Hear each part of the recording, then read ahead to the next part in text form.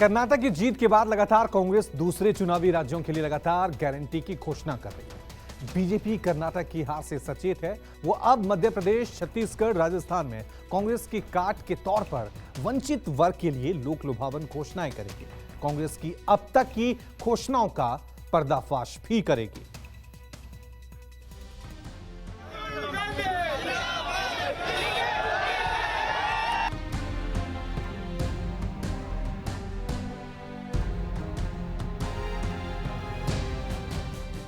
कर्नाटक में मिली प्रचंड जीत के साथ ही कांग्रेस ने ये संदेश देना शुरू कर दिया है कि आने वाले चुनावों में भी वो महंगाई, भ्रष्टाचार और बेरोजगारी को ही मुद्दा बनाएगी। साथ ही मुफ्त की रेवड़ी का प्रचलन भी बढ़ाएगी। दूसरी तरफ हिंदुत्व, विकास और मोदी फैक्टर के भरोसे चुनावी रथ पर सवार होने वाली बीजेपी कर्नाटक से निराश होने के बाद 2023 के बाकी राज्यों के चुनाव के लिए रणनीति में बदलाव कर रही है। बीजेपी लगातार अपने कार्यकर्ताओं को ये संदेश दे रही है कि हार जीत लगी रहती है और लोकसभा चुनाव पर और दूसरे राज्यों पर किसी राज्य के चुनाव का असर नहीं होता है। बीजेपी के सामने दूसरी दुविधा ये है कि कांग्रेस ने भी हिंदुत्व के मुद्दे को लपकना शुरू कर दिया है। मध्य प्रदेश में बीजेपी की शिवराज सरकार ने लाडली बहना योजना के जरिए महिलाओं को 1000 रुपए महीने देने की घोषणा की, तो कांग्रेस ने नारी सम्मान योजना में 1500 रुपए देने का वादा कर दिया। अब बीजेपी कर्नाटक और हिमाचल की हार से सीख लेकर गरीब परिवार के लिए मुफ्त वाली योजनाएं भी बढ़ाएगी।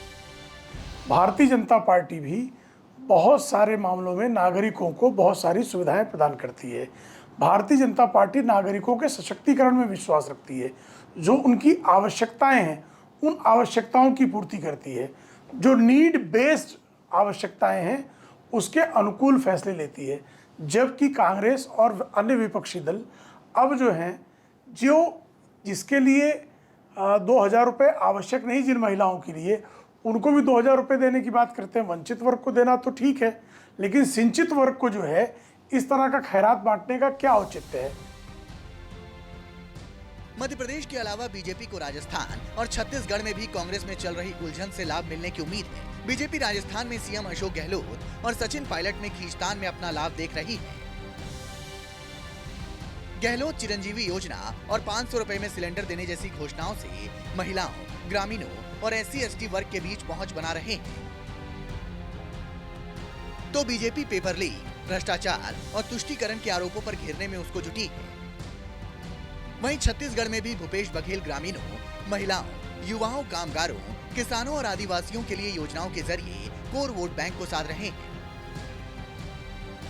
वहीं राम वनगमन पर माता कौशल्या मंदिर जैसे कामों से बीजेपी के हिंदुत्व के नैरेटिव की काट निकाल रहे हैं। हालांकि बीजेपी का आरोप है कि कांग्रेस ने सत्ता हथियाने के लिए जनता को धोखा दे दिया।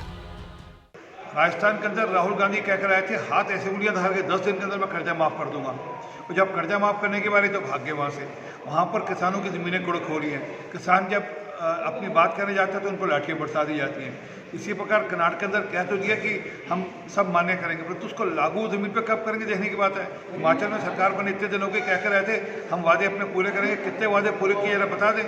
सुनो क्या कि हाथी के दांत दिखाने के ओर है, खाने के ओर है। 2024 में लोकसभा चुनाव है तो 2023 में भी सेमीफाइनल के कई मैच खेले जाने, यानी राज्यों के चुनाव।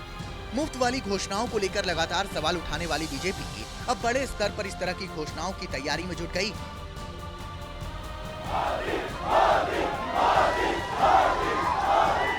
बीजेपी ने यह दावा किया था कि वो फ्री की रेवड़ी वाली पॉलिटिक्स से दूर रहेगी, लेकिन जिस तरह से कांग्रेस पार्टी ने कर्नाटक और हिमाचल प्रदेश में जन लुभावन वायदा कर बीजेपी को सत्ता से बेदखल किया, उसके बाद बीजेपी फिर से ट्रेडिशनल पॉलिटिक्स यानी रेवड़ी वाले पॉलिटिक्स की तरफ लौटने की तैयारी कर रही है। आने वाले विधानसभा चुनाव में बीजेपी संचित वर्ग के लिए न सही वंचित वर्ग के लिए दिल खोलकर फ्री की रेवड़ी का ऐलान करेगी। कैमरामैन राणा अविनाश के साथ कुमार गौरव, न्यूज़ 24 दिल्ली।